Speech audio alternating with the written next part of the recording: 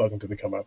Here they are. Welcome to the Come Up. Tia and Ernest. Wow, friends. Are we still here? Yes, you're still here. Listen, y'all. I'm still trying to get this whole camera angle right. Right, I'm still trying to make sure I'm in frame. I'm sorry. I don't know. I'm a seasoned talk show host at this point, so I know how to find the right angle on it. Yeah. So thank you. Yeah, I guess so. We do this every week. How are you, friends? Good. Hanging in there. Yeah. I'm here. So these are two people that I love and respect so much. We met in Minneapolis at Guthrie during the Guthrie Experience. What's the Guthrie Experience? Who wants to talk about it? Tia. Oh, man. See, I love that got thrown to me, even though Ernie went there and got his BFA and everything. Ernie coming back to the theater was like the return of the prodigal son. Like the entire city of Minneapolis was like, have you heard? Ernie's back. He's here. Hey, the Guthrie Experience is where, well, we were under Marcella Lorca, but the Guthrie partners with the undergraduate program, but they don't have anything for graduates. So they go to all the top schools, conservatories, other schools that they're linked with. They audition all the master's students, and they pick 10 to 12 of us? There were 10 of us. We study intensely with people from all over the world. I can't even say the United States, the world. The world, yes. And we devised a show, and we got drunk a lot. Like when Tia says they got drunk, like it's not like it was like Guthrie sanctioned like parties. Like there was so I was an assistant for this program, which basically meant I got to hang out with them and drive them to get groceries. But they had a reception like every day. Like there was always a reception for something.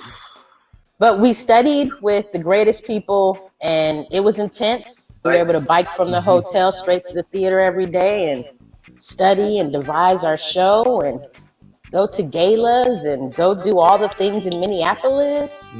And it happens the year before your final year of grad school. I think that's the key part about it. It's kind of set up to be like a springboard into the last year of grad school. So it's kind of cool. Like you mentioned, I did do the undergrad program, and then by complete absolute chance, I ended up doing the grad program. A friend of mine, long story short, her boyfriend did it the year before, and then somehow 6 degrees separation, Marcella got in the picture, and then I ended up being there. But I don't know, I have an affinity for the Guthrie. It kind of taught me a lot and laid a foundation.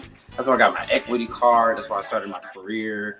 So going back, it kind of was like, I don't know, it was something personal to get me ready for like my final year of grad school. And I really felt like all the stuff that we gained like during those intensives, I carried into my last year.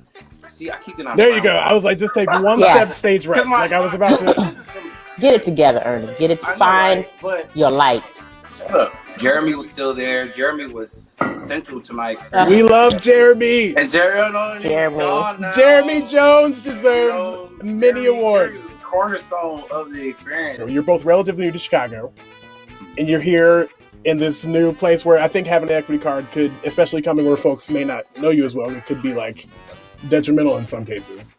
But I mean, it depends on where you want to work.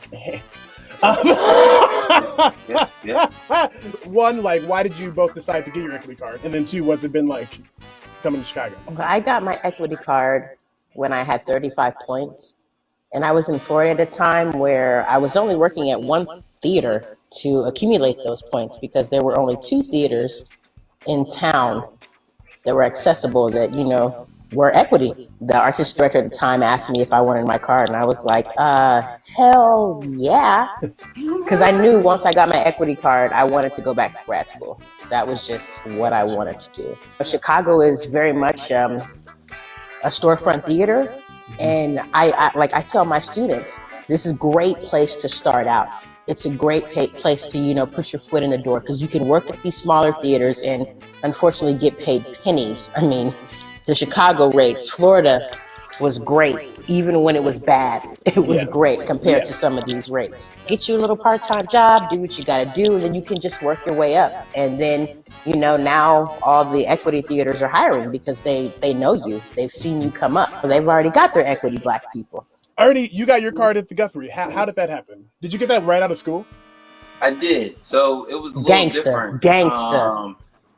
No. Prodigal son. Speaking of Marcella, Marcella had a show. I know, right? She's also gone from the Guthrie, but she's doing 10,000 Things. I just want to shout out that this is the second mention of Marcella Lorca on the come up in 11 episodes. She is a god. She's a god. Yeah. We love Marcella. She was doing the show on the proscenium, and long story short, I auditioned for that, and I got that. And at that time, the acting company out of New York, they were doing a partnership with the Guthrie, and they were in town, and they were doing auditions. So long story short, I ended up getting that after the Guthrie, and that contract was a must join. So I was able to use that card for about 2 years out of school, and then I went to grad school for 3 years, and I came to Chicago. Ernest has a huge voice. Huge voice. I sang on stage with him. He'd be like, oh! I'd be like, dang, Ernie! That diaphragm is strong. It's a strong diaphragm. I've actually booked a lot of commercials since I moved to Chicago. And that's something I had never done before. So that's been, you know, the way I kind of see it is, while the theater is kind of slow developing for me in Chicago, you know, I'm very interested in sort of what the on-camera world kind of has to offer, because all the doors are opening there. If you, like, I want to move to Chicago and you're not equity, I wouldn't rush it. So Ernest mentioned his very successful commercial career. He also sent over some photos he wanted to share with you all. So I just want to take a moment. So this is like business. This is like business. like this is like, maybe I'm a dad, and then here is the is he shirtless? I can't tell. You're like I can't tell.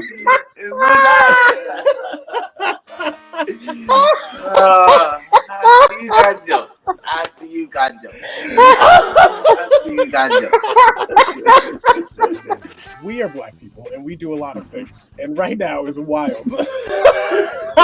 We work in an industry that touts itself as liberal. We work in an industry that has mission statements that say that they're doing all the things that they're now acting like they want to do because everyone said that they should for the 8th millionth time. What will it take to get us these safe spaces that we're told about so often? We create our own spaces. And hey, I'm tired of doing oppressive shows for white people. And most of the time directed by white people. Lighting designer white, stage manager, you know, in an entire white room, just us Black actors like, ho, ho, ho, we go, whoa, whoa, whoa, whoa. We have to empower ourselves. We have to do our own work. We have to be in charge of our own narratives. We have to be the ones lighting and stage managing and doing all of those things in order for it to be safe. I don't think the system as it is can produce a narrative that is, you know, productive for Blackness.